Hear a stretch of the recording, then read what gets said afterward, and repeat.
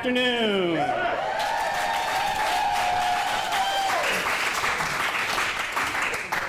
Good afternoon. Thank you for your patience as we worked out a final few kinks and we're ready to go. Breathing is good. My name is Brian Moore. I use he, him pronouns. I am from the land of the, reside in the land of the Pawnee and the Sioux, traditionally or colonially known now as Seward, Nebraska. I am the outgoing president of Lmda, and I welcome you again, and in hope and wish and hope that everyone is doing well after this wonderful weekend of networking and fellowship and just a fun time. So thank you all again for being a part of this experience, whether you were an audience member, whether you were a participant, whether you have a title that made you feel more obligated to be here.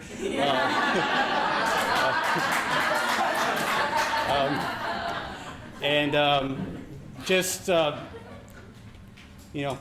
just for being an advocate and a practitioner of dramaturgy and literary management.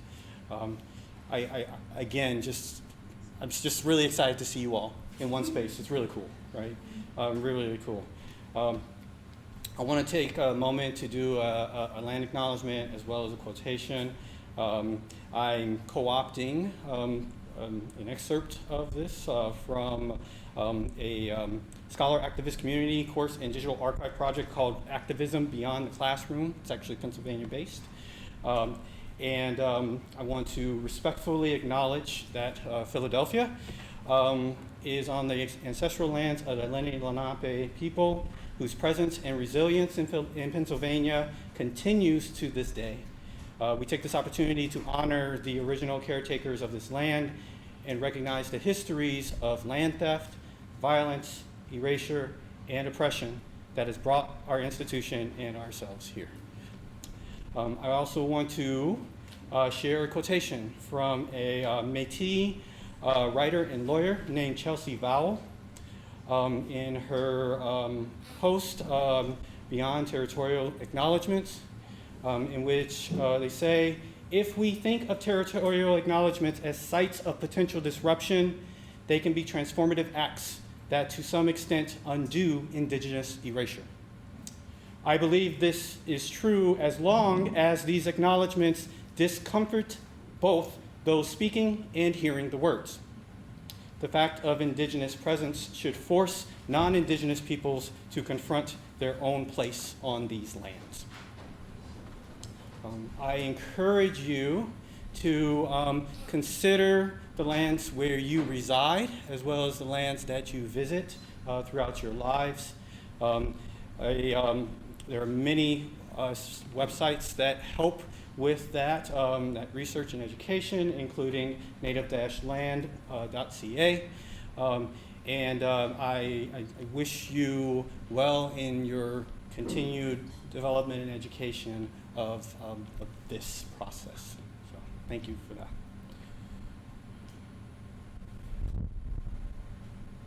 I want to take a quick moment before we begin with the rest of the agenda to do a major shout out to Jackie Goldfinger and the rest of the conference committee.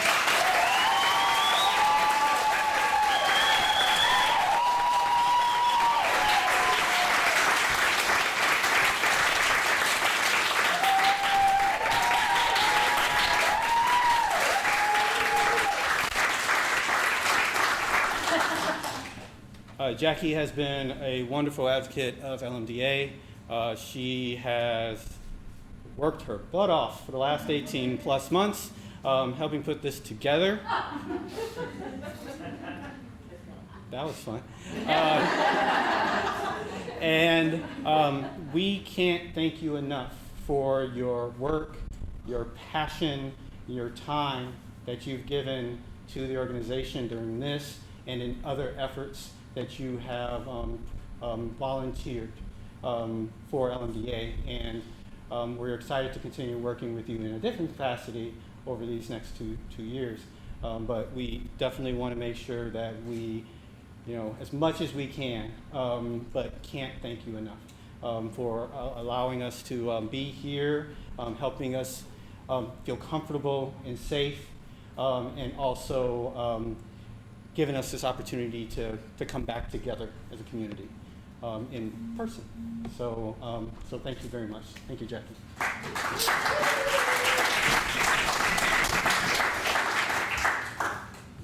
Okay.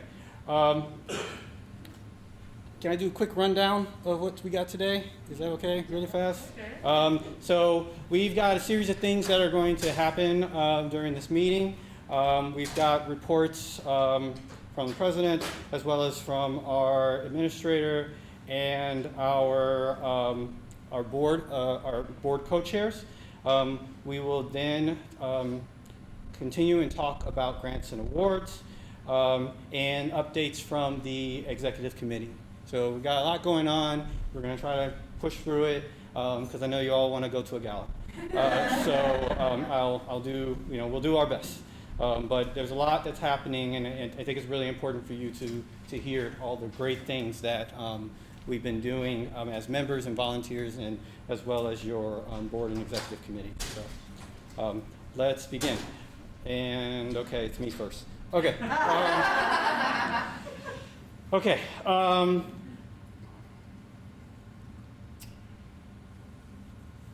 Okay. Personal thanks. So I'm stepping down as the president of Lmda, and I've been talking to a lot of different people about that, and they're asking me like, how do I feel about stepping down? All those fun things, and it's like, I'm not gone. They told me I got to stay again, 2 more years. But the main thing that I thank Martine for this, that one of the big things that I learned from her, amongst many other things, is this idea or the reminder of wanting to leave things in a better state than when you came in, right? And it's a little challenging to think about that with the things that have happened over the last couple of years. I think the metrics are a little different. But I do feel super optimistic about the state of Lmda. I feel that in considering all the things that have happened over these last 2 years, whether we think about our own organization, but also in our personal individual situations, there's been a lot of changes, good and bad. Feels mostly bad. And it makes us, it's caused a lot of kind of reflection, right? Retrospection and reflection. And we did that in Lmda. And I will say, one of the things that I believe the pandemic has done for us is it really did make us take a step back and look at how we do things. I'd like to believe that we put ourselves in a position to serve our membership better. Whether we're talking about more resources, whether we're talking about better accessibility to serve more of our membership, to increase our membership, to find ways to identify how dramaturgy can reach farther than it ever has before. And we've worked together to try to make that happen. And I hope we're on the road to it,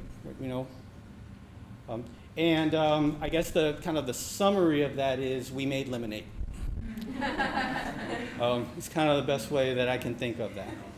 And I want to thank you all, whether again you are a volunteer or a voluntold, or a member trying to figure out what LMDA can do for you. We need all of you. We want all of you because we want to help each other do the work well. So I want to thank you all for being a part of that process. I want to thank you all for trusting me as your president for the last 2 years, and I'm excited to work with you all more after this. Right? So that's the big thing I want to say about that. Right? And I'm going to go really quick through some of the very specific people that I feel remiss not saying things for. We love you, Brian! This is not a big deal. It's not a big deal. Hey, Martine. Thank you for your support. Thank you for encouraging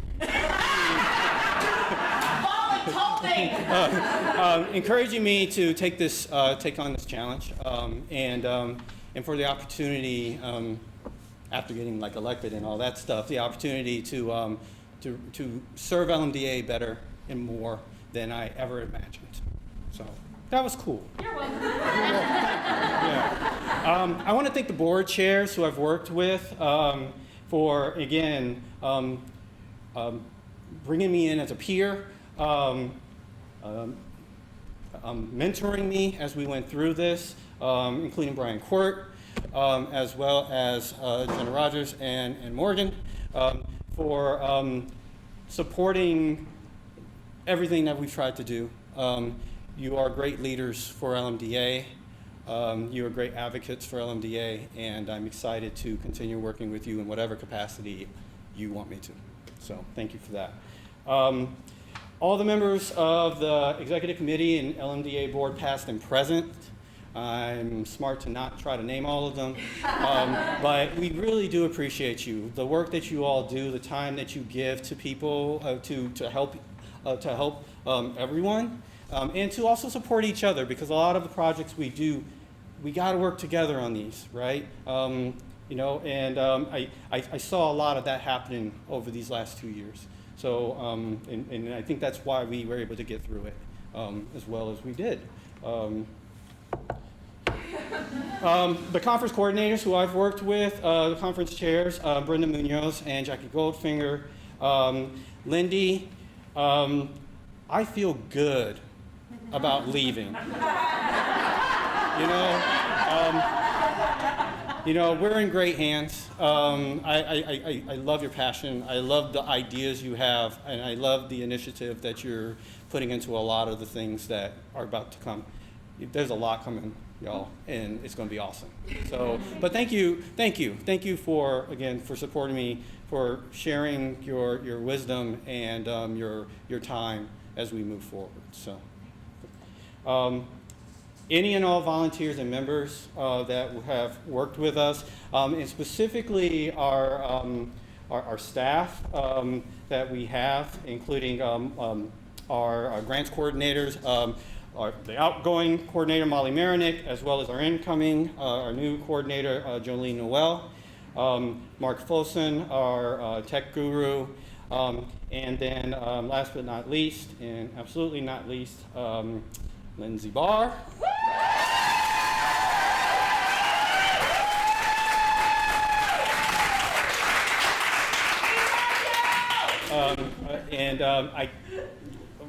You can't say enough about Lindsey. She's worked, you probably have all asked Lindsey something, and she does it with professionalism, with grace, with patience, and just from the numerous texts and emails she's had to deal with for me, I can't thank you enough for the work that you do for serving LMDA.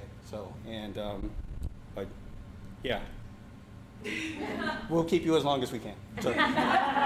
So, yeah, and that's kind of the gist of it. I'm still around, like I said. I'm transitioning to immediate past president. I'm going to probably talk about some of the various things we'll be doing as we get into like the executive reports because they're connected.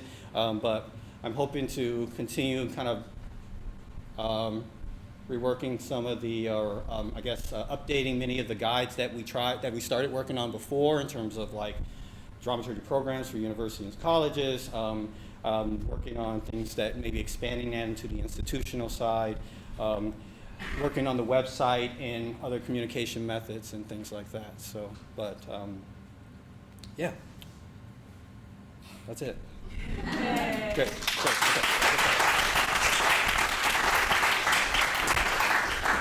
All right. Administrator's report.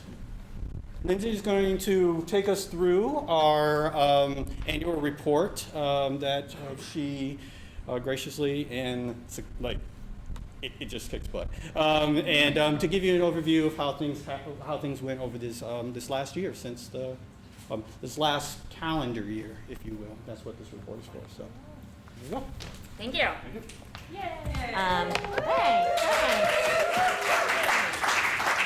You know, Brian Court used to try to get me to cry every year with the many thank yous, but you found me on a particularly emotional day, so I'm a little teary. Thank you. So every year with Lmda, I'm going to take my mask off. Every year with Lmda, there was a want back in 2018 to sort of have increased transparency about the state of the organization, both what's past and what's coming up. So out of that conversation came the annual report. And so this is something we've done since 2018, but it's only the second time we've been able to share it in person, which is very exciting. So I'll sort of lead us off, but a couple of different folks are going to come up here and share sections that are most relevant to their own portfolio. But if there are any questions about the annual report, please let me know. This will live on the website in PDF form in the interest of organizational transparency and the ability for you all to sort of ask us questions. So with that sort of foreground about what the annual report is and how it came up, I am happy to pass it over to Jenna to get us started. You don't need to clap this time. I'll say more things later. Really, all I'm going to do is read that in case you can't read it, so bear with me. After 2 years of primarily online activity, it is our pleasure, Brian, Ann, and myself, to see so many of you in person at this conference. And to those of you who are joining us online or listening later, we are delighted that the learnings of the past 2 years can be incorporated into our present and future. As we traverse the landscape of the COVID-changed theater world, we are reminded of the strength of community and the work that ours does to shift the theatrical ecology for the better. We'd like to extend enormous gratitude to everyone who's contributed time, energy, and thoughtfulness to this organization. Our executive and board are endlessly grateful for the generosity of LMDA's volunteers, donors, and members for all of your contributions. Thank you for a fantastic year, and we look forward to traveling beyond the proscenium to explore new landscapes together.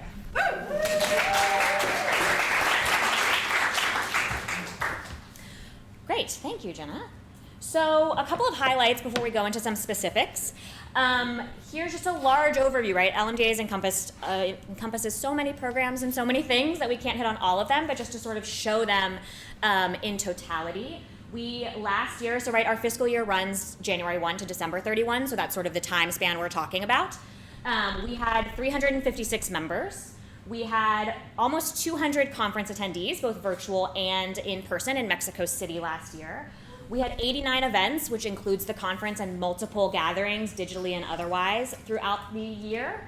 We issued over $5,500 in grant funds, which is particularly a point of pride for us considering we were still navigating, and still are navigating, the consequences of the pandemic, right? So working that out is something that was really important to us and something we were able to hold true to.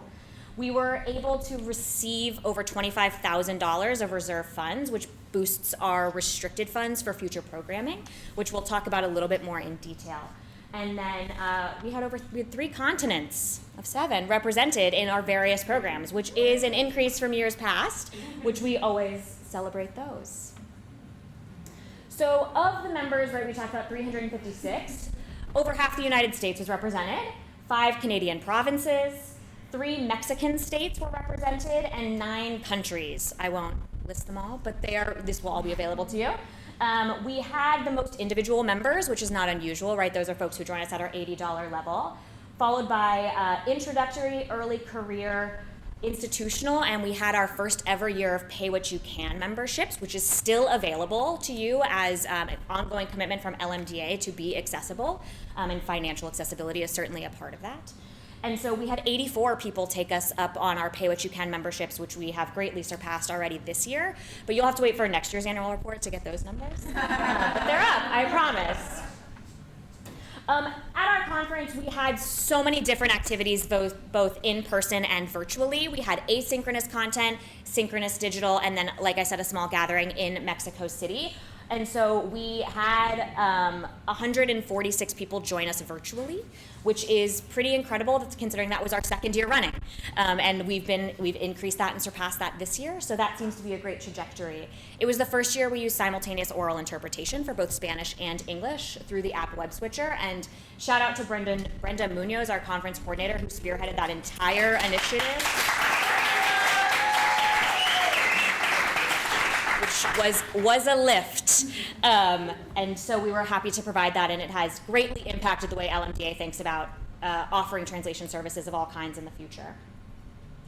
We have regional activity, which I'm not going to go in a ton of detail here because we have the inimitable Lindy Rosario. I'm going to say Lindsay at some point. I'm so sorry.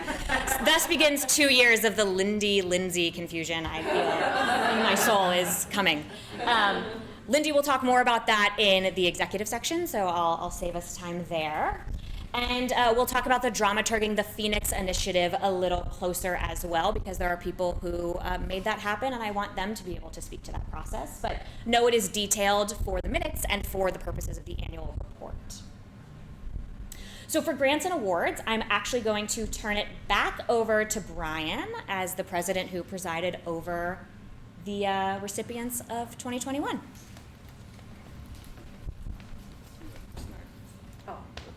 Sorry. Okay. Ready? Yeah, I'm great. All right, let's start with the early career dramaturgy travel grant.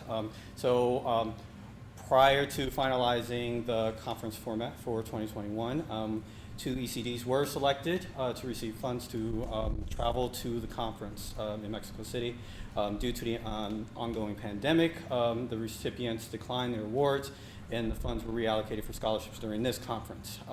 But we do want to acknowledge our two award recipients, Christina Gonzalez and Rachel Oschenschlager. So give them a round of applause.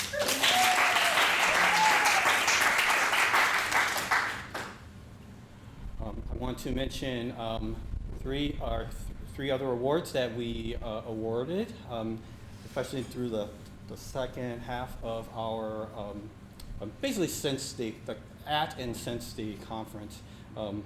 And I want to give a little bit more detail about these awards, so kind of bear with me. They're just good to kind of hear a little bit about them, and then kind of refer you to another resource to hear more from the awardees, from the recipients. First, the 2021 Elliot Hayes Award, which we did we gave out at the conference last year, was presented to Arminda Thomas in recognition of her work on classics. Classics is an organization whose mission is to expand our understanding of the classical theater canon through an exploration of plays by Black writers that speak to the time that they were written and now.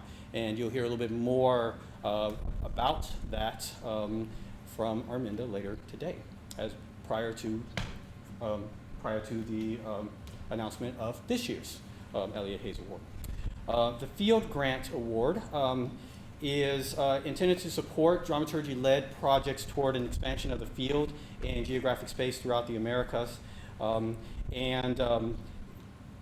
that can include Mexico and Latin America, indigenous spaces throughout the Americas, in rural areas, and in other underserved communities. The award went to a project called Staging Research, Theater and Politics in Contemporary Argentina. It was an organization working group organization called the Contemporary Theater, Politics, and Society in Latin America Working Group. It was at the Hino Hermani Research Institute of the University of Buenos Aires, and where they study the intersection of performance and politics in Latin America. Their project, Dialects of Influence Between the Performing Arts and Political Trajectories, looks at theatrical and political discontinuities in Argentina between the civic military dictatorship of 1976 through 83, the economic collapse of 2001, and the reemergence of neoliberalism in the elections of 2015. So this is a group of all academic practitioners, and they plan to adapt and present their academic results into a month-long theatrical intervention in 4 key spaces. Municipal Performance Hall, the archival wing of the Hino Hermani Research Institute, Plaza de Mayo, and the streets of Buenos Aires. They try to cross borders between scientific investigation published in journals as well as artistic performance. And in doing so, they democratize both dramaturgy beyond traditional professional practices as well as potential modes of presentations and circulation of academic investigation results. The recipient of the 2021 field grant was Noel Teleria, who is an assistant professor of dramaturgy at the University of Oklahoma. So please let's give him a round of applause.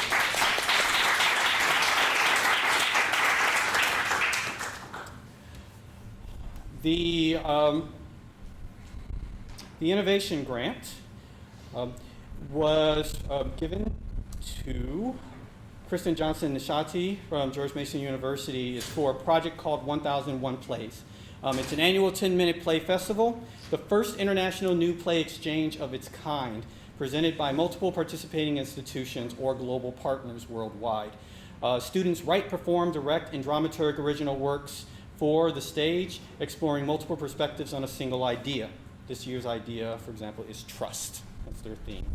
Running this program requires a 12-month cycle of preparation, writing, translating, mentoring, organizing, and promotion, culminating in public presentations of stage readings of short original student plays from around the world. And they're performed live online and followed by a talkback, allowing both students and audiences the opportunity to share, reflect, and respond. This year's festival expects to present 20 to 25 new student works involving 65 to 80 students from the US, primarily from George Mason University, as well as Canada, China, Brazil, and new global partners this year, Peru, South Korea, and Kenya. You can check out their website, theater.gmu.edu/1001-plays. And again, congratulations to Kristen Johnson Nishati, our innovation grant recipient.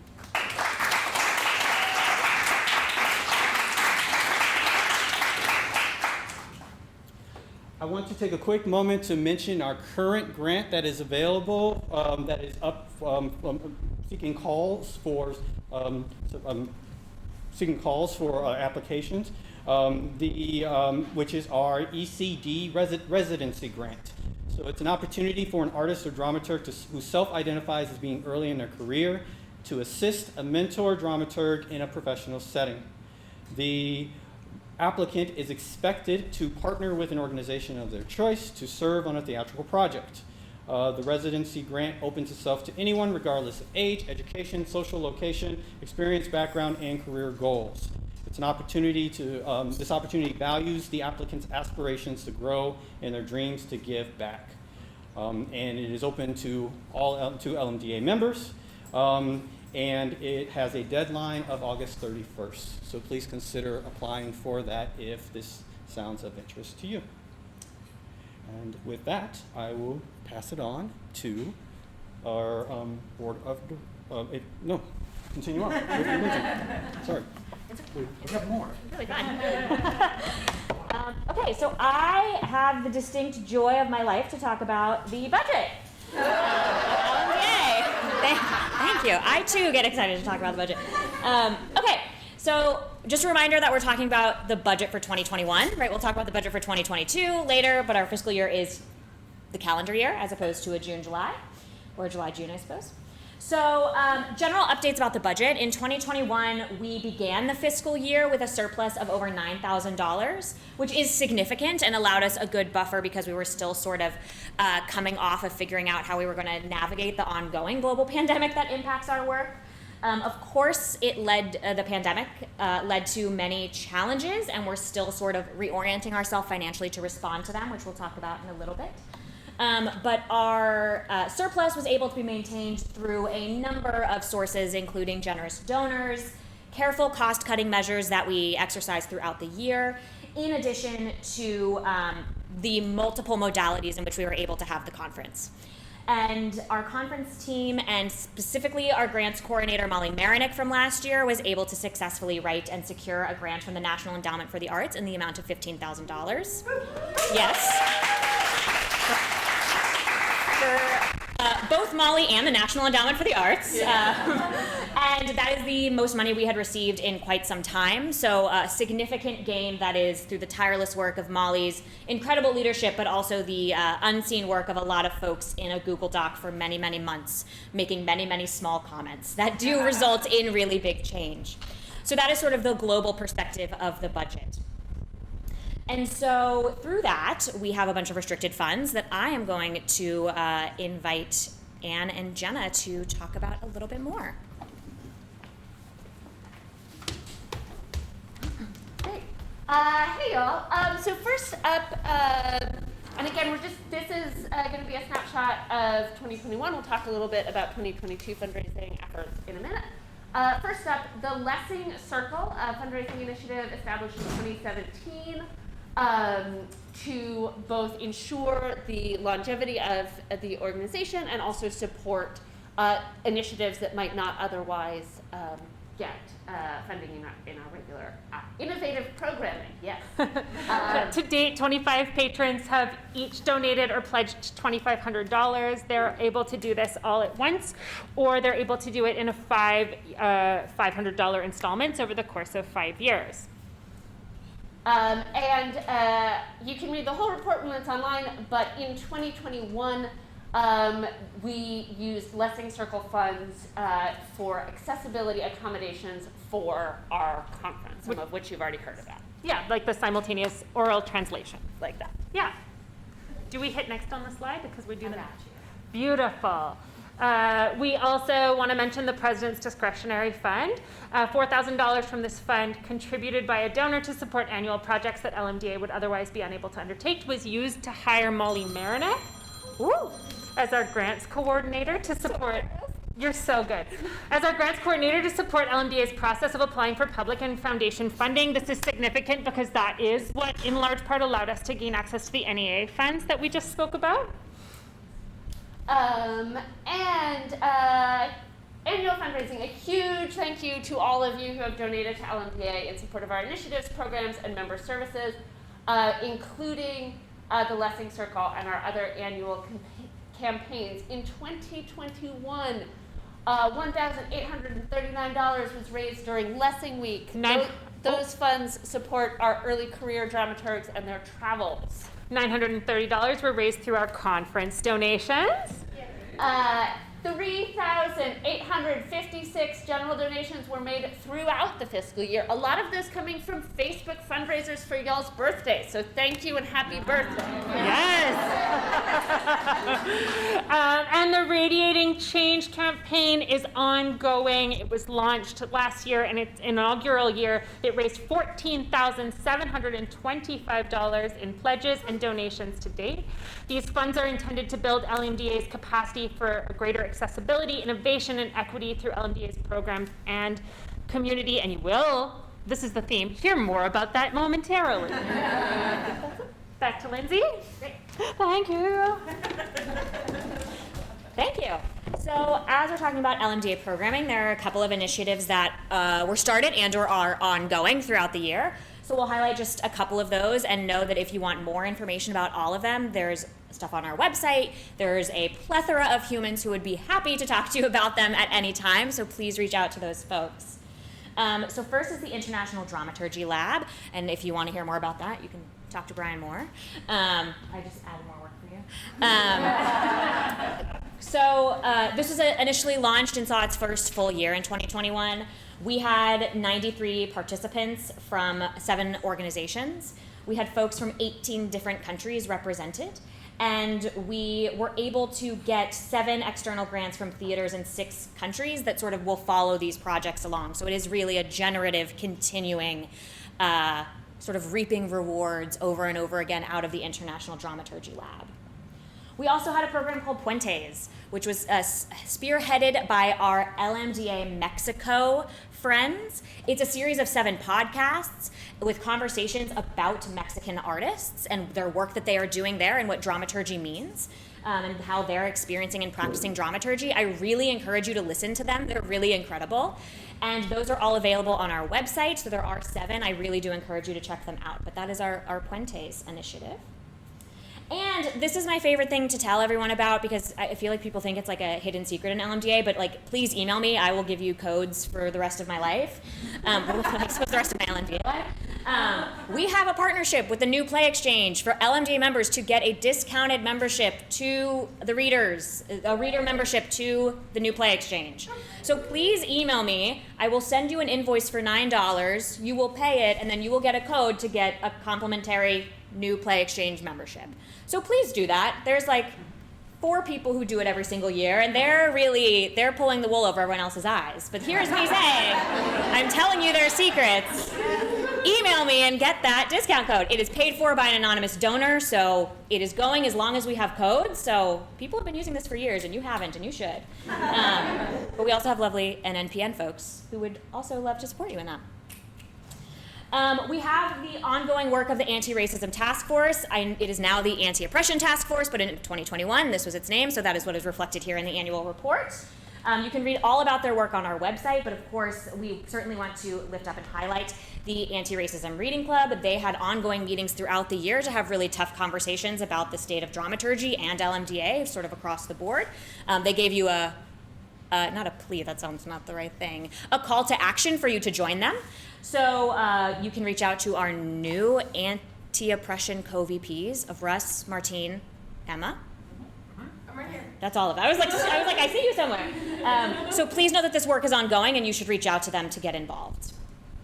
Similarly, we have the Compensation Task Force, which is a huge lift, and you can certainly talk to Ken about that more. But there are tons of accomplishments that are happening, ongoing conversations with the Stage Directors and Choreographers Society, contract templates that are working, updates about different rates, contracts in different areas, different types of work. There's an abundance of resources that are continually being talked about and updated, and you should utilize them because they're really, really, really remarkable, and it is not unseen. It is often unseen labor that actually advances the entire industry greatly. So please, please check those out. So with that, I transition to the transitions, and I believe I give it to Brian first. Yeah, Brian, and let me get my laptop. I want to take a quick moment to thank our outgoing executive committee members who volunteered their time and service to LMDA for the last couple of years. They're just a part of this great process of helping us as we continue to find the ways to serve and engage with our members. And many of these individuals will continue to help in other capacities. So I just want to quickly acknowledge Danny Joseph and Arminda Thomas, who were our co-VPs of membership, Amanda Dawson, who was our VP of communications, as well as Phaedra Scott, who was our VP of programs. And for information about our incoming and continuing executive committee, I'm going to pass it on to Lindy.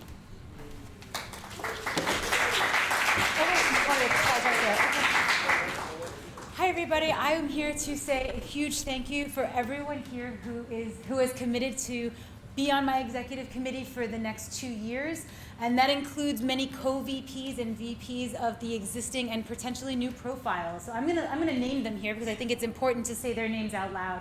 Emma Bilderback, co-VP of Anti-Oppression, Russell Denman, co-VP of Anti-Oppression, Jacqueline Goldfinger, VP of Marketing and Communications, Marti King Green Rogers, co-VP of Anti-Oppression, Natasha Hawkins, co-VP of Freelance, Liana Irvin, VP of Regional Activity, Jessica Kokoska, co-VP of Programs, Matt McGeechee is the president of Lmda Canada for a little while longer, Evan Med, co-VP of Membership, and Linnea Valdivia is co-VP of Programs. Is there a second slide?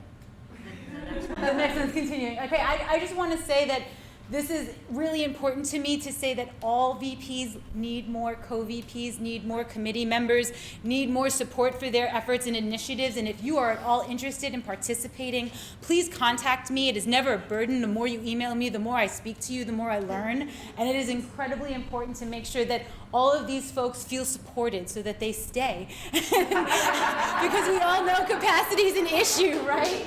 And I just want to say thank you again to all of these folks who have committed to being here for 2 years. I really appreciate all of your support for my executive plan, and I hope you all feel supported by me. Well, I am your eternal co-VP, your eternal committee member, every single time. So thank you for all of these folks. Thank you. And there's another one. And a big thank you to the folks who are staying onto the committee member after having served for multiple terms, many years. Jane Barnett, VP of University Relationships. Elizabeth Cohn and Kristen Leahy, co-VPs of Publications. Heather Hillinski, co-VP of Membership. Finn Lefevre, co-VP of Freelance. Karen Jean Martinson, VP of Advocacy. Brenda Munoz, VP of Lmda Mexico. Tanya Palmer is our Treasurer. Roxanne Ray, VP of Grants and Awards. And Dini Vallone, VP of Institutions. Give these people a huge round of applause. They are here. They are staying. They are not leaving us. And I know it is hard on their capacity, but they have really committed to more time with us, and we are so appreciative and grateful for everything they contribute. Every contribution is valuable, everything is worthwhile, and everything they bring to this organization only makes it stronger. So I just want to say thank you again. Thank you, thank you.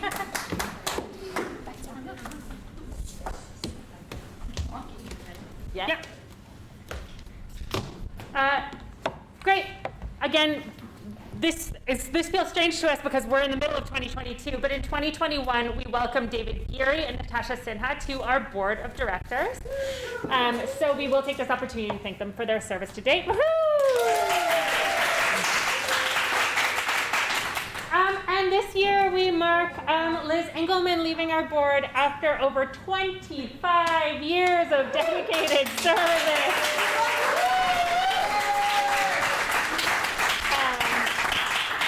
In almost every role imaginable, Liz has played a major part in the shaping of Lmda as an organization.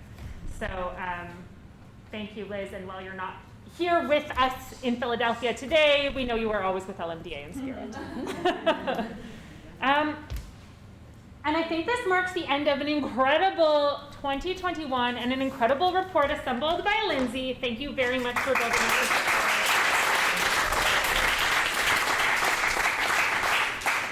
And it is our pleasure to slide into the board of directors report. Yes? Yes, that's us. Yes. Okay, good. Again, as we move out of 2021 and into 2022, want to say yet another thank you to Liz Engelman for all of her service. And in honor of all that she's done for LMDA, we are making a donation to Tofty Lake Center so that she can continue her dramaturgical work there. Looking even further into 2022 and beyond, a huge thank you to all of our board members who are continuing on with us. And we are especially pleased to share that Gavin Witt has renewed for a 3-year term on our board, and David Geary has renewed for 1-year term. So we are very grateful for their continued service and for all of those board members who are mid-term and their service as well.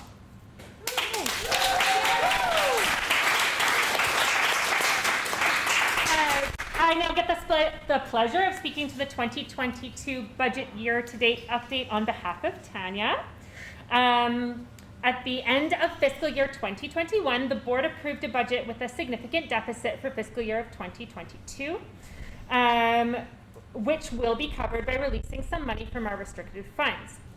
We are happy to report that to date, we have exceeded our goals for memberships, for conference registration, and for gala ticket sales this year, which means we anticipate that the deficit will be less significant than originally forecasted.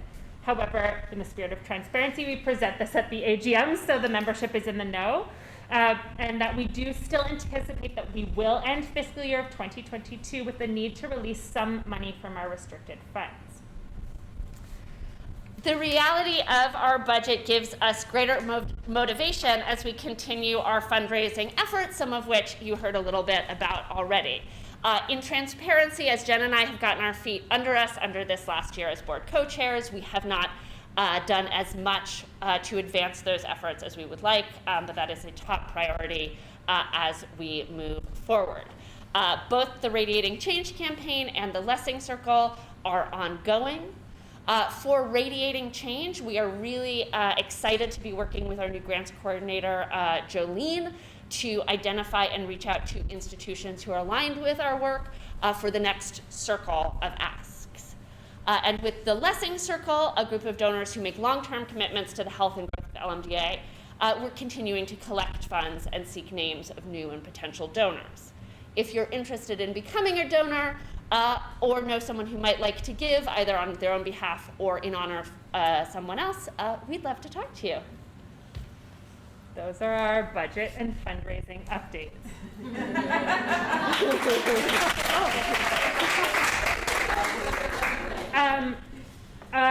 On behalf of Anne and myself, I would like to officially welcome Lindy as she transitions into the role of president. We are really very excited for your leadership, for the big ideas you've already presented, and how they're going to shape our organization over the next 2 years. We'd also formally like to extend our enormous thanks to Brian for his work the last 2 years. Haha, there you are behind me. How awkward is this? You've accomplished so much in the face of many, many challenges. Lmda is stronger for your leadership, and we are so grateful for you. As a token of our appreciation, we would like to present you with a gift. So for those of you who can't see, this is a wooden owl puzzle. We searched for an eagle because if you know Brian Moore, he has an iconic Zoom background covered with stuffed eagles behind him. The owl was the closest approximation we could find, but we believe it is apt for your wisdom, intelligence, care, and compassion. We also got you a series. There's 3 more puzzles coming your way. We purchased a collection of what we're calling dramaturgical jigsaw puzzles, in which the picture you complete is not what's shown on the box, but in fact the next panel in a story that you're trying to construct. So we will get those to you in short order, but this is quite handsome, but the lid also falls off of it, and we don't want you to lose any pieces, so we're tucking it away.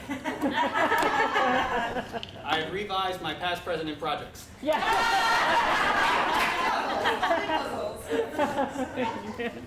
Yay, thank you, Brian.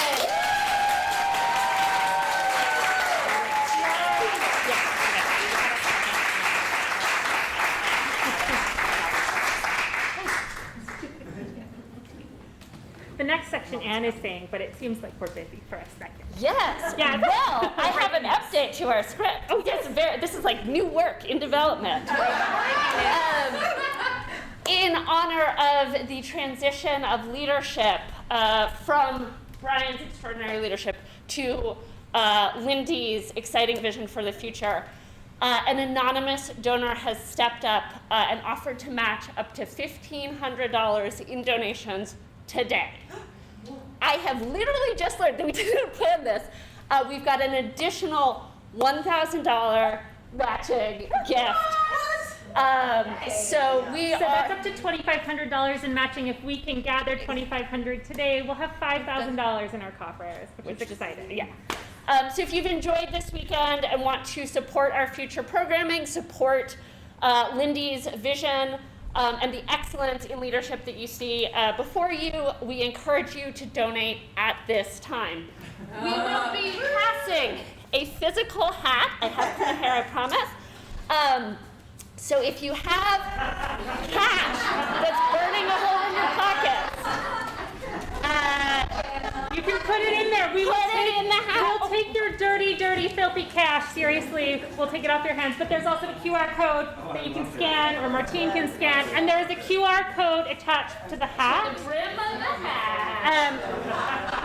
Can we just get it going? Yeah. So we're just gonna pass it through. Come on through. The QR code is on the hat. On the brim of the hat, yeah. To keep the meeting going, we've also got our, as Martine has said, our Vanna Black over here. So thank you very much, everybody. As the hat moves through, we are going to keep going. Your donation supports our digital platforms like Zoom and like Whova, which y'all have been going gangbusters for. It supports our ASL interpretation that we've had throughout the conference, and the translation services for our asynchronous videos, which are all available with Spanish surtitles, and so much more. We hope you'll consider making a gift. Every little bit truly goes a long way.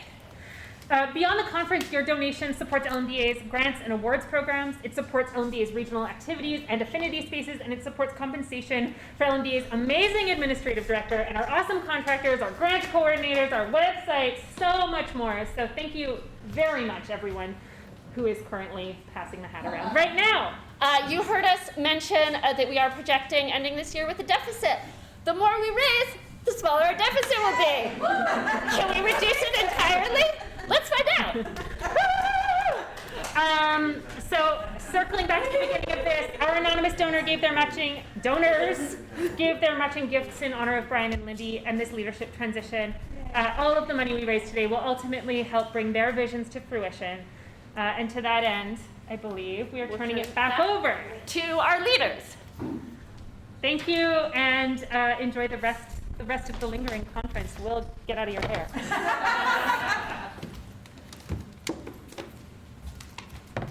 I'm going to invite our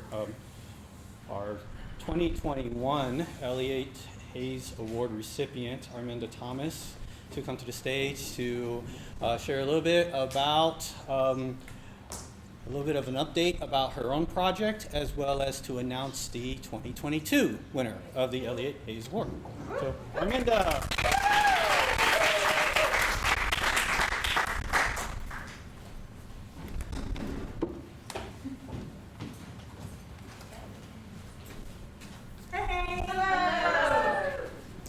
So, update. I'm really grateful that I get to be here this year.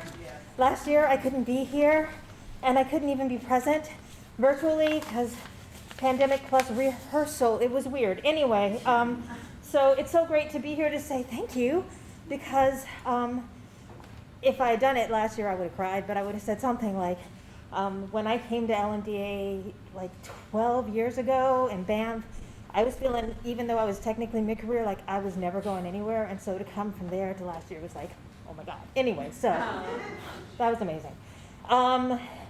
The work of classics continues. This year we had a really, well, the thing that was really talked about, which was the podcast, the beginning, which was focused on Black performance in the era of minstrelsy, launched 2 weeks ago. So we're really excited about that.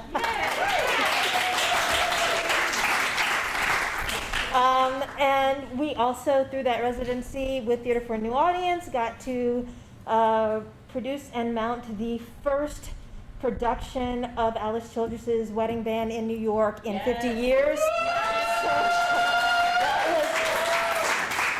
that was super cool. And we are branching out with some educational partnerships and that are still in the works, so I can't really say them, but things move, and I think most importantly, we have learned that we can work virtually even when we're really busy in other places, which allows us to just continue going. And I don't understand how Owoye Tempo has morning meetings every day from Ghana, but she does, and so we're like really, it just moves. But today, so this year, because we're moving on, and the announcement, I'm going to read it just as it came to me. the oral dramaturgies project. Post-verbatim, amplified storytelling and gig theater in the digital age is a research project funded by the Arts and Humanities Research Council in the UK as a leadership fellowship held by our Elliot Hayes recipient. The main aim of the project was to scope and investigate new dramaturgical trends in the 21st century theater and performance, manifesting as a privilege. This is really messing with my vision here. As a privileging of orality rather than text movement objects in the process of creation. A significant aspect of the inquiry includes the all-pervasive presence of the digital technologies in the artist's daily lives and their potential role in the creative process. In partnership with Battersea Arts Center, Digital Theatre Plus, and the Victoria and Albert Museum, the project was designed to engage with a selection of artistic processes to study various ways in which contemporary theater and performance artists use speech and sound as dramaturgical motors in their processes.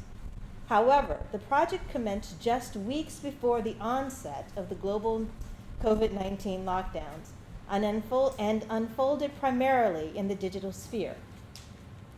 Working with research associate Flora Petrollo, our Hayes recipient redesigned the project to generate a series of over 60 conversations, interviews, and digital presentations from relevant artists and academics to be assembled into an open access web-based collection called Lend Me Your Ears on www.oralia.space, designed by Beatrix Cabur.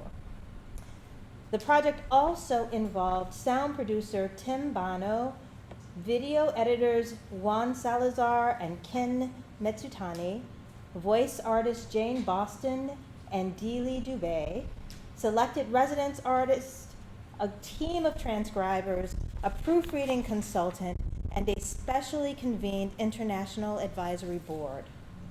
In addition to Lend Me Your Ears collection, the Oral Dramaturgies project has generated the following outcomes: Decolonizing the Voice podcast training course created by Boston and Dubé, Critical Stages special topic on oral dramaturgies edited by Petrollo and our Hayes recipient, the Aurelia Salon presented by Flora Petrollo on Resonance FM, and a monograph by our Hayes recipient to be published by Routledge in 2022.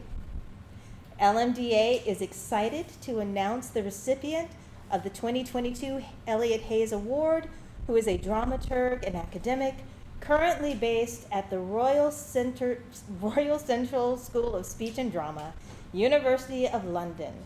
Please congratulate and welcome to the stage Dushka Radoslavljevic.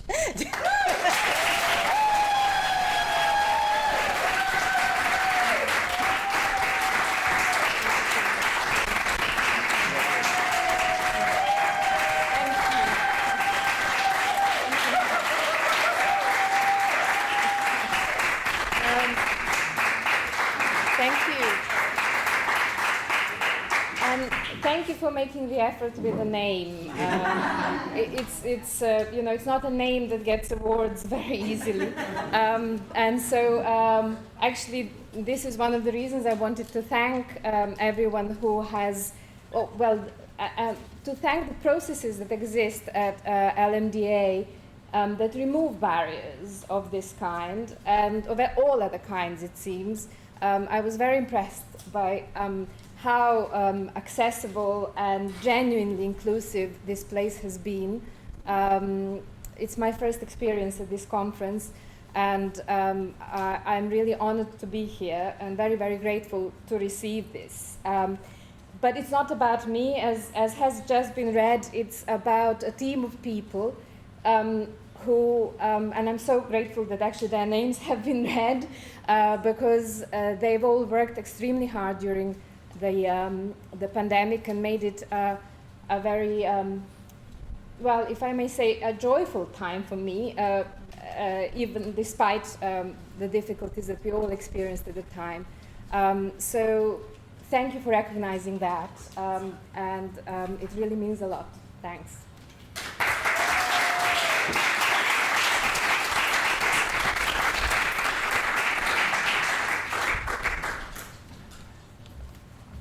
Thank you, and congratulations. We are now at our executive committee updates. So we're going to, I've asked those who are here to share, prepare like a minute or two of just thoughts about kind of highlights of what has happened in their portfolios over this past year since the last conference. And I have a few highlights from other areas from VPs who were not available, but I want to make sure I at least hit the ones who are here first. So let's see how this turns out. Hey, look, Karen Jean is first. Our VP for Advocacy, Karen Jean Martinson. Thank you all. I'm going to try to do this as quickly as possible, but I do want to share some information with you. So one of the big pushes that we did over kind of the past couple of years was create a survey that went out to both students in dramaturgy and university faculty teaching dramaturgy that was created by Liana Irvin, and they're amazing, and I want to ask her to come up so that we can tell this to you all together to honor the labor that they put into this. So Liana's going to tell you the basic info, and then I'm going to tell you what the students, some of the standouts from the students. Liana's going to do the faculty, and then we're going to talk about next steps. Great. Amazing. I'll stand over here. Hi, everyone. Liana Irvin. And we, as the Advocacy Committee, were focusing on higher education just because it was a needed consortium within Lmda during the past year. And we created the survey to get both the duality of the teacher and the taught. And we've created the survey. There are about 11 questions each, surveying the demographics, and the relationship to the institution and the relationship to dramaturgy and literary management. Great. So some of the standouts from the students. Demographically, I think this just reveals something that we had predominantly white and Latinx students respond.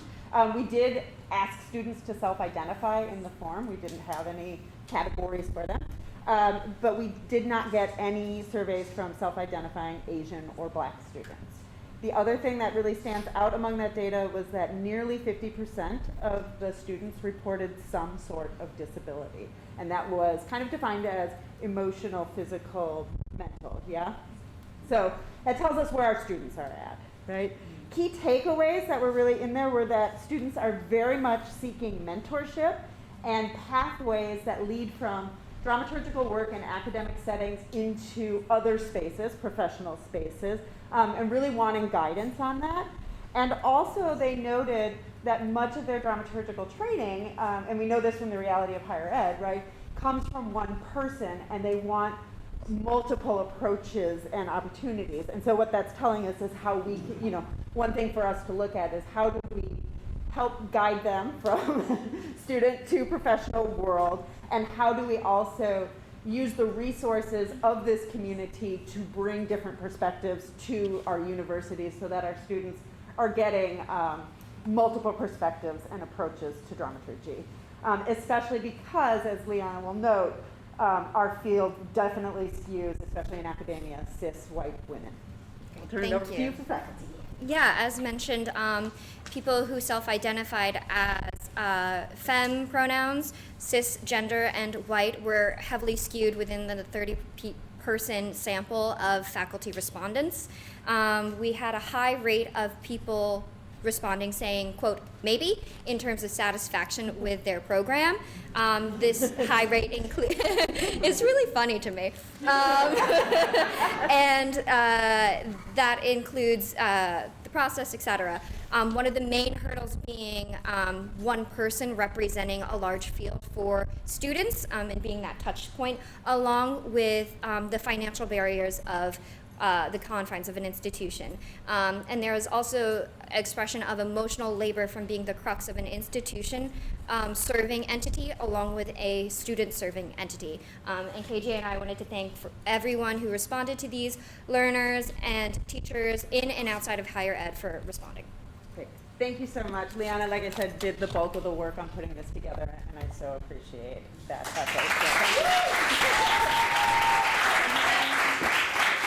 Take my mask off now. So if you are just hearing about this survey and would like to take it, please email me because we'd love to keep gathering data.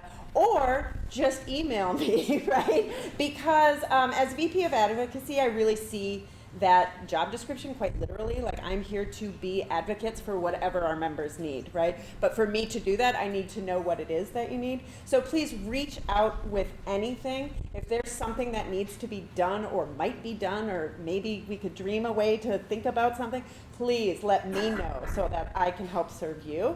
And also on that, as Liana noted, our committee skews academic and early career dramaturg, and we need to expand the cohorts of that. So I'm especially looking for people who are in institutional settings and freelance settings. So if you're interested in serving on this, please let me know.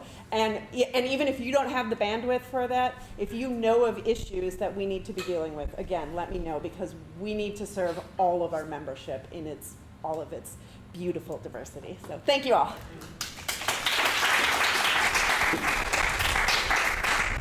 Thank you, KJ. A quick note from Arminda Dawson regarding communications. She wants to send a massive thank you to Sierra Carlson, without whom she would not be able to have stayed above water over the past couple of years with much of the social media that has increased over these last few years. And also a thank you to the social media team who has assisted with communications. Amanda plans to continue working on other committees and other portfolios, including the Code of Conduct and the Anti-Oppression Task Force. So you'll still see Amanda floating around in different ways, in different places. So, so thank you again from Amanda and to Amanda. Jenna, do you want to speak, or does anybody want to speak about anti-oppression? I can talk about it more. Anti-oppression? Okay. Yeah. Do you want to do that and lump with your past president thing? Yeah. Okay. Why don't you come up and do that? Oh, yeah. Martine Rogers. Hi, everybody. Oh, this is where being not tall is a thing. Okay, so hi everyone. There are triumphs and fails in my past presidency. I took on 3 different projects going into being past president, immediate past president. One was the anti-racism, now the Anti-Oppression Task Force. That is probably the one thing that is still surviving and thriving. And so in some ways, that has been a really great journey. I'm going to come out a little bit because that light is actually blinding. So there's that. We've talked about it in different ways. So mostly just want to say the invitation's always open. I feel like the space has grown and we're still learning who we are and what our task force does, and we would love for you to come on that journey with us. If you have any questions, please feel free to reach out to either Emma or Russ or myself. We're all happy to fill you in, and we're so thankful to Jenna for continuing to let us make this thing happen and survive and thrive. So thank you on that, and thank you, Brian. Also, the other things, so Brian is taking up some of the really important things that didn't happen because #DeanLife, which include revamping the website and really thinking about our modes of communication. We have heard loud and clear over the past couple of years that the listserv isn't necessarily doing what everyone needs it to do. And so we have floated around a lot of different options. And so just once again, I'm going to say you can either come to myself or come to Brian about this. One of the things that got floated around is maybe we do the current listserv in tandem with a Slack channel. And we've been looking into some options for that. And then we've also gone down some other rabbit holes, some of them which feel less fiscally sustainable for the organization than others. So if you have any bright ideas beyond an additional Slack channel, we will totally take it. Just find myself or Brian to talk about that. And also just the website. So I'm going to own that this is a project that came up during my presidency years that never quite managed to manifest because we didn't have the funds for it at the time. And it's something that we're still continuing to struggle with a little bit, but I think with Mark on board and just like Will and Way, and probably also hashtag Martine donating Dean funds, may happen.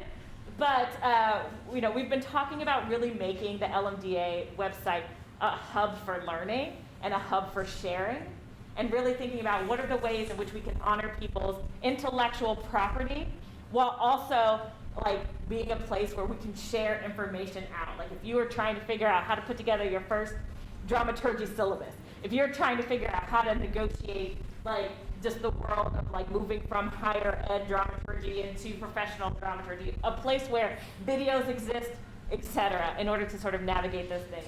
Hopefully, within the next 2 years, we will be able to figure out how to make that happen. And if not, that will continue to be a past president thing that will continue to just like live in infamy. But hopefully one day it'll stop being a past president or current president fantasy and become a reality. So, thus saith Martine, done with my past president thing. Woo!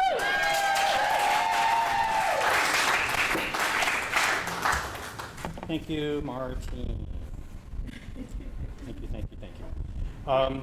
Heather Hillinski has been here on and off throughout the weekend. Unfortunately, I believe she had to step away before this meeting. Oh gosh, hi Heather. Do you want to speak for a minute or two? Only if I can speak from here. That is totally fine. Sure. Hi everyone. As VP of Students, I just want to say that the program Dramaturgy Lab was created to hold space for members for the benefit. It was brought up initially by Elliot and Elliot. Also, since I was in here, she challenged us with questions about how do you keep people. And so this ongoing program is going to team people, David and Dini, I think left, and Anna and Martha, Steph, Keith, and Martina. Who are you missing? Sorry, Russ. And just have been heartfelt working every Tuesday to try to create panels and forums so we are flexible and adaptable with the questions that you have and want to talk about. Thank you to all the people who presented on these forums. And also, we would love for new members to join us in these efforts to create these conversations and the program that will keep going, because everyone is working tirelessly and volunteer. So it's really lovely. If you want to reach out to please at lmda.org. Also, if you notice there's colorful boxes, please take one. I'm kind of thinking about it, and again, like, we're here for you, and just looking forward to continuing the conversations throughout the year. Thank you. All right, great. Thank you, Heather. I mentioned the big thing about grants and awards. We do have grants and submissions for calls for grants throughout the year, so please keep an eye out on those announcements, emails, social media, etc. And please consider going for one. We like giving out money when we can, but we really want to support the work that you all are doing. So thank you in advance for doing so. And again, that ECD residency grant is up and it's open, and it's due on August 31st, so please consider applying for that. A note from Deanie Vallone, who did have to leave a little early because of prior engagement, but she's been floating around, and I'm just going to read her quotation here. This past year, I've spent primarily supporting existing or high priority programming, including being a part of Dramaturgy in Phoenix Committee and the Code of Conduct Committee. Heather Hillinski and I are also compiling data on the landscape of institutional dramaturgy and dramaturgs 2 years post-COVID. This ongoing project will hopefully help us better understand the state of institutional dramaturgy today and will be essential in supporting future conversations on pay equity, the education to employment pipeline, and more. I look forward to connecting with you all over the next 2 years. Please don't hesitate to be in touch. Please feel free to reach out to her by email. It's the institution, right? Is it institution? Institutional? Institutions at lmda.org. So, I feel like we terminology in there. Okay. I will say about membership, just a really quick thing about membership. One of the things that I know that we've continued to have conversations with as we are continuing efforts to efforts in recruitment as well as retention is for us to identify the needs of our membership. And the best way for us to identify those needs is for you to tell us what you need. I feel like there are a lot of things that we could be doing better. And honestly, more often than not, we just don't know what those are. So please don't hesitate to reach out to us. Heather Hillinski is our new VP of membership. I encourage you to feel free to reach out to her, membership at lmda.org. But also don't hesitate to reach out to any of us. We all are kind of working on this, on this initiative, membership initiative, in different ways, because we have, different approaches and capacities and things like that. So definitely let us know how we can serve you, whether you're thinking about it from a field of study, a specific focus in like institutional, freelance, university, etc., or if you're thinking about it in your early, mid, or late career. How can we serve you better? So we can kind of figure out the best ways that we can provide the resources and the mentorship, if you will, as needed. So, okay. So thank you in advance for that. I'll speak about programs really quick.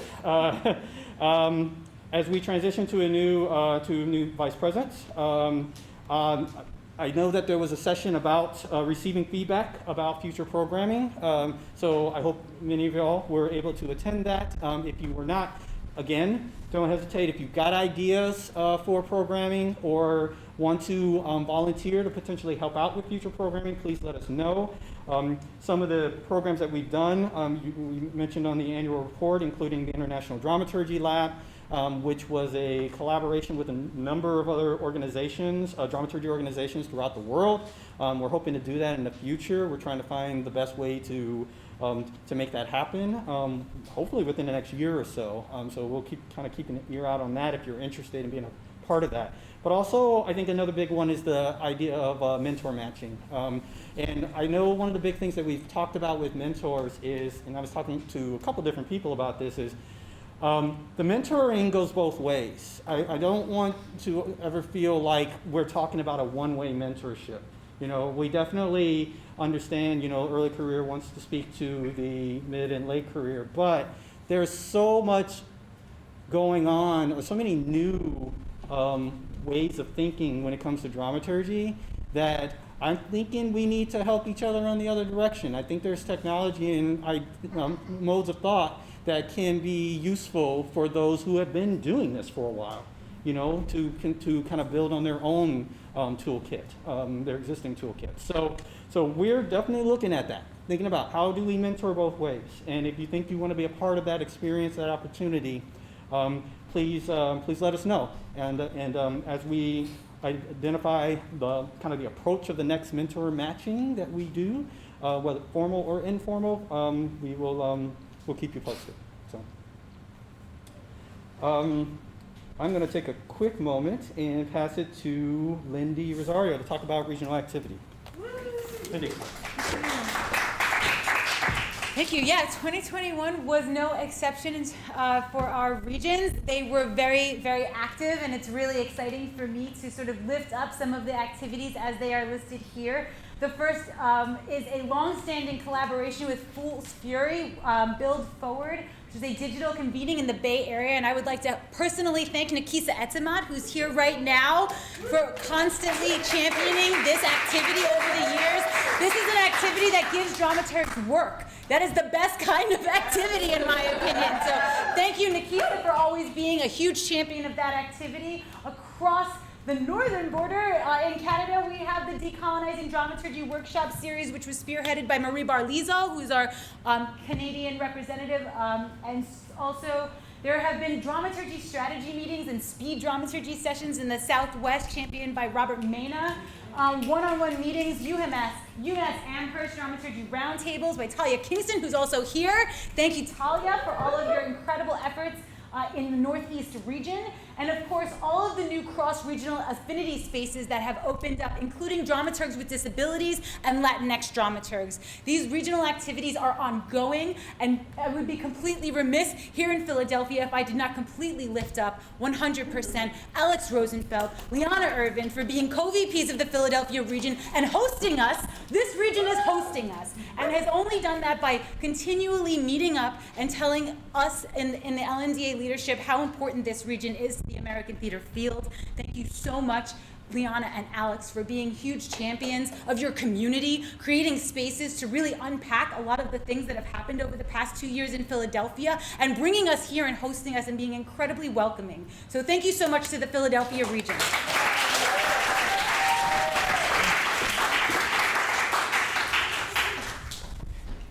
Two more. A statement from Liz Cohen for publications. She says that, quote, "We are so pleased to have received the journal's most diverse submission pool for the 2022 issue of the Review, with proposals that represent artistic practice and scholarship happening across Canada, the US, and Mexico. This year's issue will feature articles by Jeffrey Gann, who explores choreographer Benjamin Akio Mich's Tiger Hands, an evening-linked dance piece that draws from Western concert dance traditions, Chinese dance forms, and Peking opera. Linda Saborio, who discusses gender and Latinx heterogeneity in Jose Cruz Gonzalez's play American Mariachi, and David Gagnon Walker's lyric essay on interdisciplinary performance as a collaborative process, amongst other things." So, end quote. And finally, for university relations, I know that Jane has been particularly working on resources, especially for promotion and tenure, continuing to that effort, and in collaboration with AFA, Association for Theater and Higher Education. And she is continuing to identify any other resources and support needs that the membership has. So if you have, when we talk about university relations, that's students and educators. So please, if there's anything that that we can help you with in that capacity, please let us know. And thanks again to the participants of the Hot Topics and Digiturgy sessions, which the U Caucus annually sponsors. So, actually Digiturgy for the first time, which was a wonderful session during our digital day. So thank you all again for your time with that. And that concludes our Executive Committee update.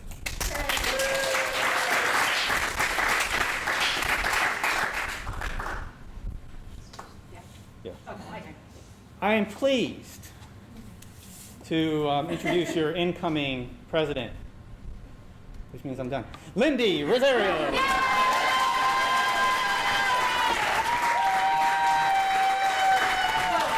Thank you.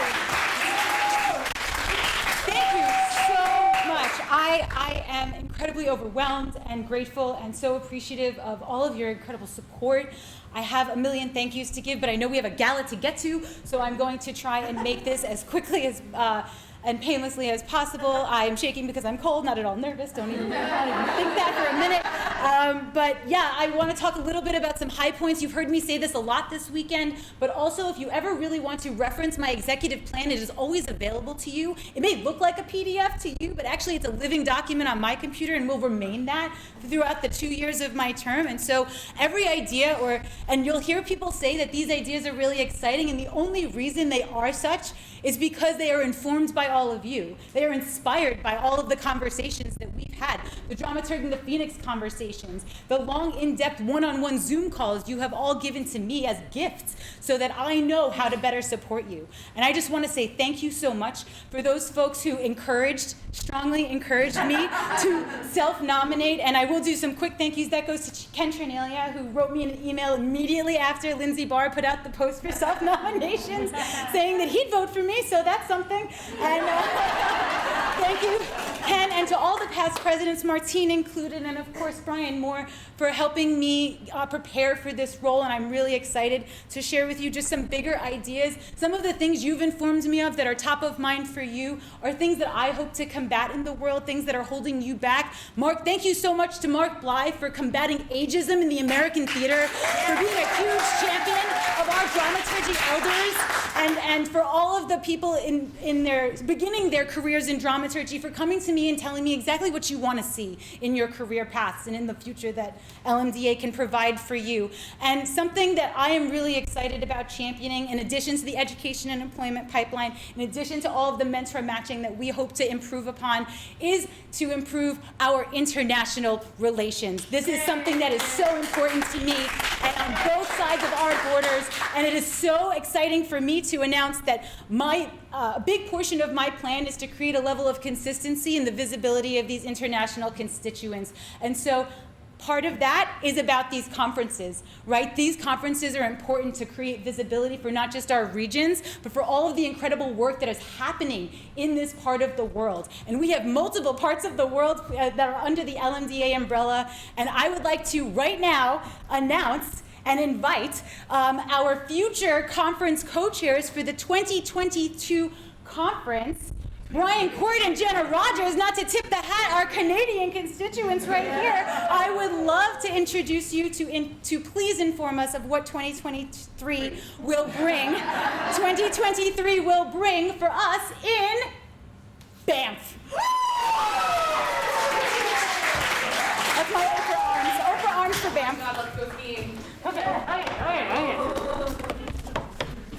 Thank you so much, Lindy. We're delighted, and we get to start off your tenure with a small gift from Banff.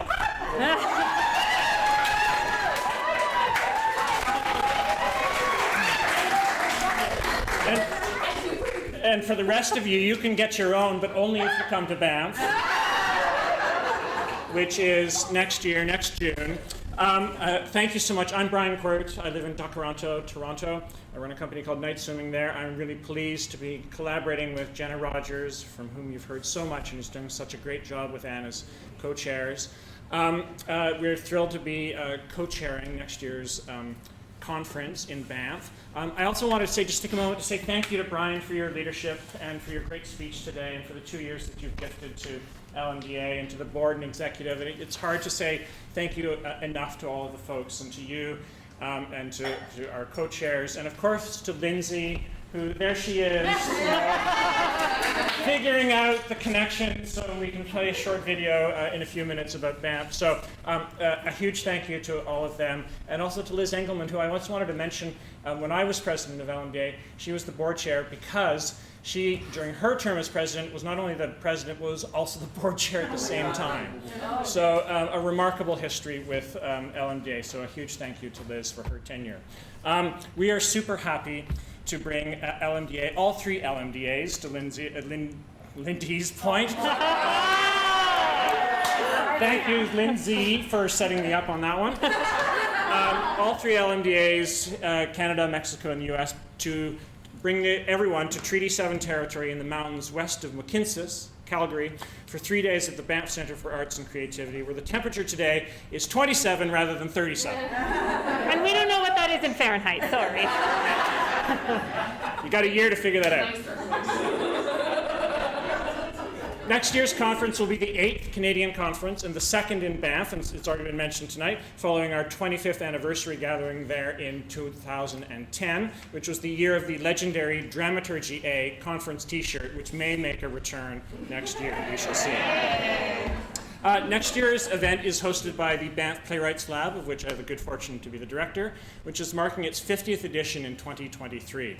50 years of bringing playwrights, dramaturgs, theater makers, performers, and artists in all disciplines together to explore theatrical storytelling in a place that has for generations, millennia in fact, been a gathering place for storytellers. Banff Center and the Playwrights Lab are focused on Canadian artists, but invite, welcome, and invest deeply in international artists and organizations. I forgot this the whole time.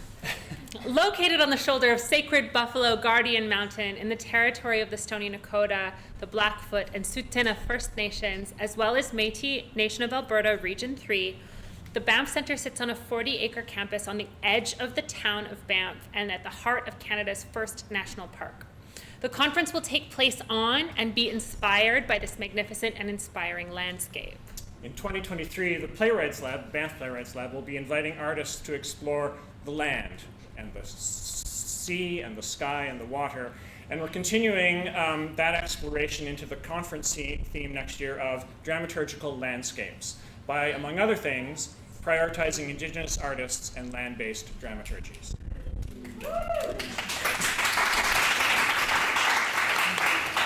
Programming and activities will focus on the land, feature case studies by artists from Canada, Mexico, and the United States, and invite all of us into a retreat-style gathering with most sessions for the entire conference cohort.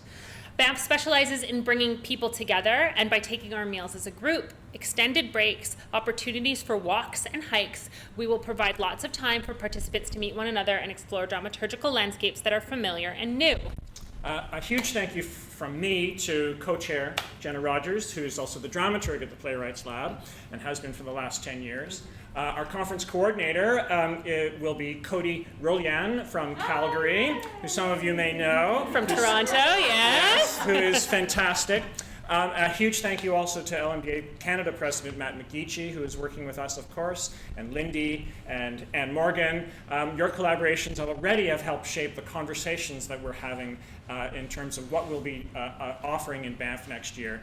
And it was great, in fact, to have everyone together in Banff for a couple days last April during the Playwrights Lab so we could share this amazing place with you and start to conspire about what we're offering to all of you next year.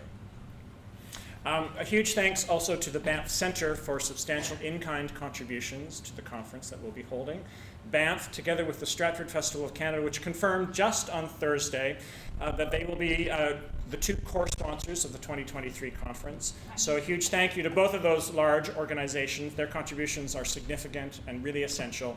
Thank you to them.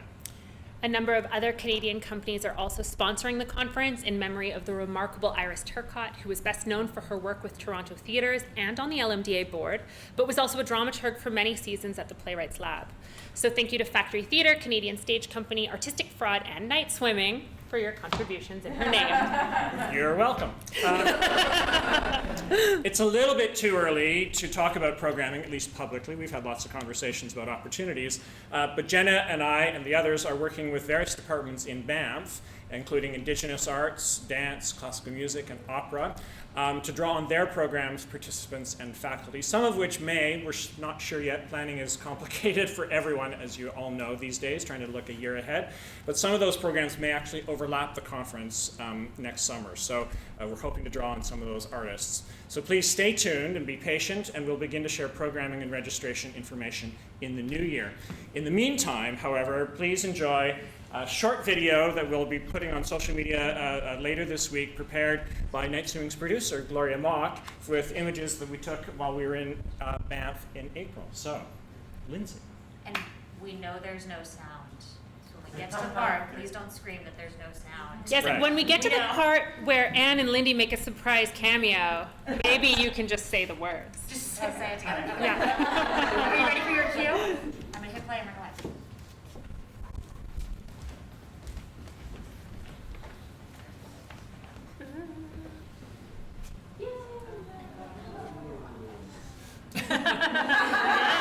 That's perfect.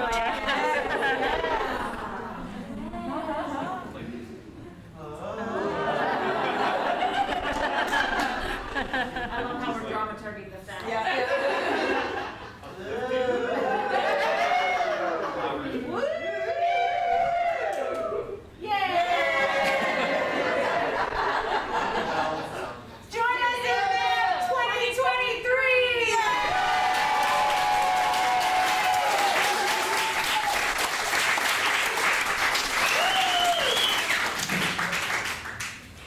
thank you for offering the soundtrack for that. That was amazing. Banff is beautiful, and it's even better in person. We look forward to seeing you there a year from now.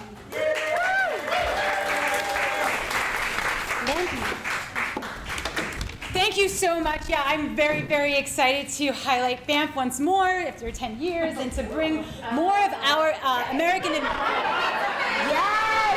That's them. And bring all of us, and of course our Mexican constituents, up to Banff to see all of the incredible dramaturgical landscapes, new and old. And now, before I pass it off, I have one more thing to say, which I know I said I would save some time, but I have to just say a huge thank you and a huge moment of appreciation, because for the past 2 years, we've had to deal with a global pandemic, and stewarding a volunteer organization in such a crisis is no easy feat, and it takes an incredible amount of courage, and I don't believe I would have had the courage to take on this position if it had not been so expertly modeled for me by Brian Moore. And I just want to say thank you. I truly would not even have the courage to be up here right now if it wasn't for all of the incredible conversations and all of the ways in which you really supported and helped me and encouraged me to be up here right now. So I just want to say thank you. And I now invite Brian Moore to conduct the other business of this conference. Thank you, Brian. Thank you, Lindy. Thank you. Is there other business? I can. Yes. Yeah. Oh, okay. Yeah. I thought you had forgotten, and I was ready. That was amazing. That's too good. I'd like to update that, including matching donations, our Pasta Hat has raised over $4,000.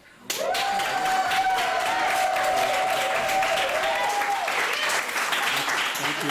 So thank you very much for your donations, and we're excited to be able to continue to offer the services and resources, et cetera, that are needed and are vital. They're welcome during this time. And I think that was the biggest thing. I mentioned all those things before, but it's just the fact that, being able to offer a service that allows us to continue to engage and to be a community even when we're not together. And we really wanted to make sure that that was something that we could continue to do over these last 2 years. So I'm just really super excited that we were able to do that. And we're surviving in a way that I know there have been groups that were not able to. And I guess we're pretty grateful. But it is a testament to the unity, that we try to maintain. And we're going to keep going. We're going to keep going. And we're in great hands. So congratulations. And thank you all again. Thank you. Excited to work with with our leadership here, and I think that's it. I also just wanted to thank our ASL interpreters.